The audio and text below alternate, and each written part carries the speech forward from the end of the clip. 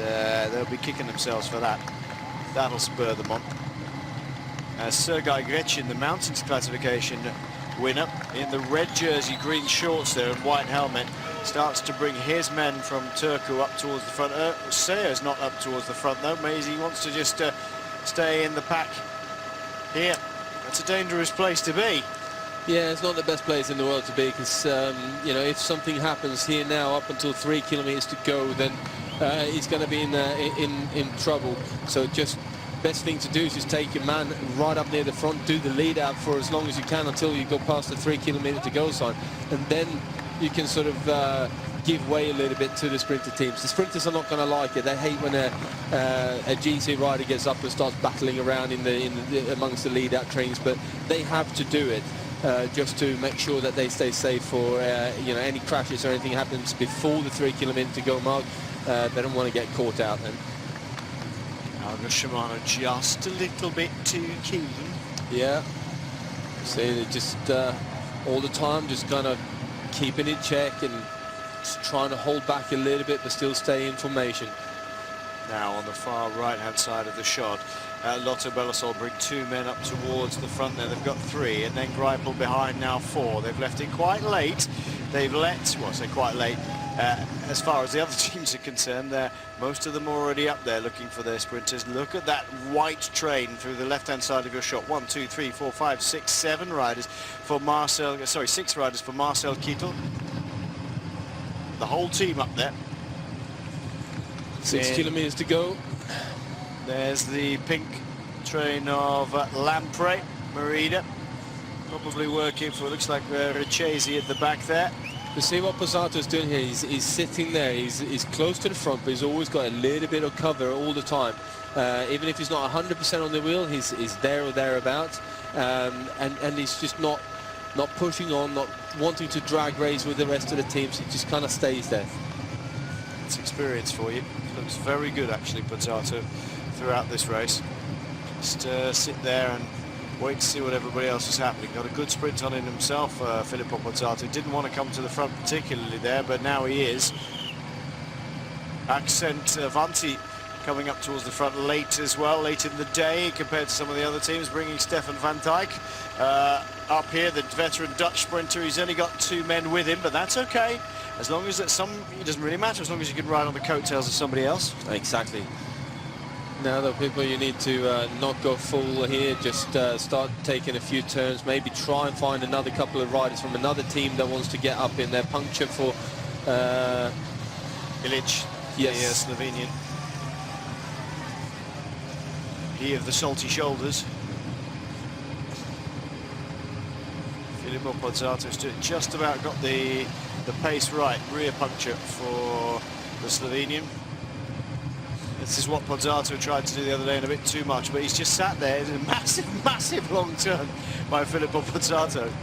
Yeah, but you'd be better off here now trying to do a turn with Vigano, who's in second wheel. Just swing over, jump in behind Vigano, let Vigano take another turn and do the same thing again. And in that way, they'll be able to do a much longer stint on the front here, because right now Pozzato is starting to slow down a little bit. The other teams are sitting there. We don't want to go yet, but also we have to stay up here to protect us, protect our team. Yeah, the problem is that if he just keeps rolling along on the front and slows down a little bit, this is exactly what will happen. You see it coming out the trees, he'll get swamped. There we are. Now the team is in a position where they got 1, 2, 3, 4, 5 riders sat behind others. Pozzato does a good job to try and get back up towards the front. It's a big danger. Watch out for the all-white of Argos Shimano. Lotto Belisol with that green, with the blue and yellow flashes on opposite shoulders.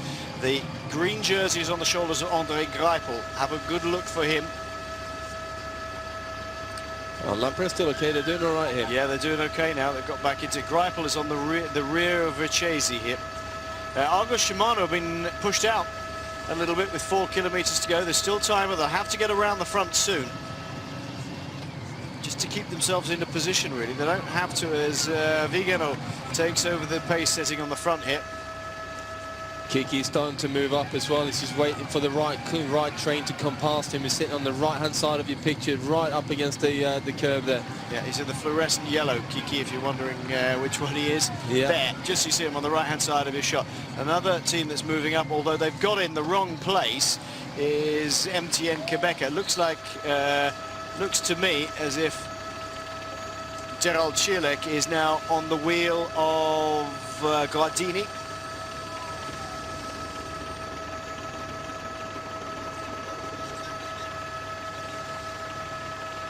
Good move by Argo Shimano around the outside of the peloton when they could. Very well organised, very kept together, just hasn't panicked, and you know, they got sort of drifted apart from each other for a bit, but just stayed calm, and now they're back together again. And watch this now. It's going to be a big lead out from them, I think. Well, it's going to be a big sprint, full stop from everybody. I think Orica Green Edge now push their way up the left-hand side for Lee Howard, we suspect. On that, where is Cielek? He's in the wrong place today. He's not there yet, but we've still got 3 kilometers to go. And exactly as you said earlier, as Blanco starts to put the hammer down here at the front, a single rider, possibly working for, well, Graham Brown would be the only man I think who could challenge at this pace. Yeah, definitely. Brown is, I mean, he used to be a very fast sprinter, so... we got a big crash on the right-hand side. That's brought 2 riders down. 3, in fact, I think. That was a big one. Lotto Bellasolo got 1 man down on the ground. Let's have a look. That's Colombian riders. Oh, whoa. Axel Vanti, is it? Or Colombian? Colombian rider. And Bellasolo did have a man down on the ground. Oh, dear. Argo Shimano. Frédéric Robert, but look, Argo Shimano take it up on the front. 1, 2, 3, 4 men. Yep. Oh, that looks very bad indeed for Colombia. This is a big lead-out. As we said, I think they've got a slightly better lead-out train than perhaps Lotto Bellasol at this point. A bit dangerous for some riders to be looking over their shoulders at this point now. Somebody's got a puncture on the right-hand side of your screen for the quick-step riders. I think it looked like Andy Fenn, actually. May not have been. Is this going to be a day for Guardini, though? Guardini's been up there in the Astana in the light blue kit for a number of times, but it's just not pulled it off yet. He could do it today. 1, 2, 3, 4, 5, 6, 7 back at the moment. Gardini. Where is Andre Greipel? Greipel is back on the left-hand side. He's a long way back at the moment, sitting behind Massimiliano Riccesi. Look for the green jersey at the bottom of your screen. That's your points leader. Now he's moving up. Perfect timing. Andre Greipel's coming on the far left-hand side as Kittel is in the middle here. Kittel rides for home now. Is it Trentin who's going for this one? Kittel is going to take it. Oh, fine win by Marcel Kittel. Perfectly positioned, goes through the middle. Nobody's going to live with that pace. And although Greipel came very fast with about 100 meters to go, all out of gas by the time he gets to the last 20. Well, Kittel got himself almost boxed in a little bit when Omega Pharma Quickstep took up the lead out, but it just stayed cool, got himself out of trouble, and when he stepped on the pedals, it was just no one else that was gonna challenge him. You know, perfectly executed sprint from Kittel again. So in the battle of the German sprinters, it's Kittel who goes home with 3, as opposed to Andre Greipel, who goes home with 2. I think that Greipel will possibly hang on to the jersey, though. He should do, because I think he's been better placed on other days, is the main thing. I think he should hold on to that one as well, if my calculations are right. Marcel Kittel, though, that was a fine win for Kittel. Just having a bit of a celebratory talk with Koen de Kort. There's the orange and blue tops for the Sporty that have been around. Let's have a look at this. Look, great riding by Argos Shimano. Blanco tried to take Graham Brown up the outside. Kittel responds very much so. Oh, shoulder to shoulder with Gardini. And look, he backs off the pedals. He looks like he's boxed in because Gardini got to him there. But then it opened up on his left-hand side. Stefan van Dijk in the orange and black just behind him. Now he's got clean air.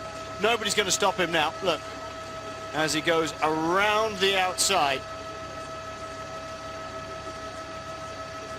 And although Gardini tried extremely hard to get to that one, it wasn't Andy Fenn's still in there, so it wasn't him who had the puncture, it was Fenn. In fact, they were leading out.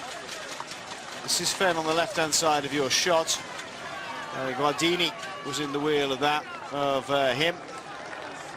And there is the push from Marcel Kittel. Yeah, he just kept it nice and calm, didn't he, Magnus? Because he could well have got boxed in and panicked a little bit. Didn't worry about it. Saw the gap open up as it inevitably does at some point, and through he went.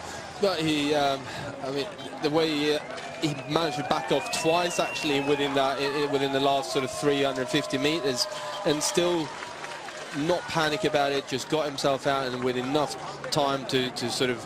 Enough clear air in front of him to just ride away with the stage, and like I said, no one could respond to that one. It's a bit surprised there was, you know, Greipel wasn't in there, wasn't up there, and also the fact that Orica Green actually looked quite well organised for some time, just didn't manage to sort of challenge for the leader.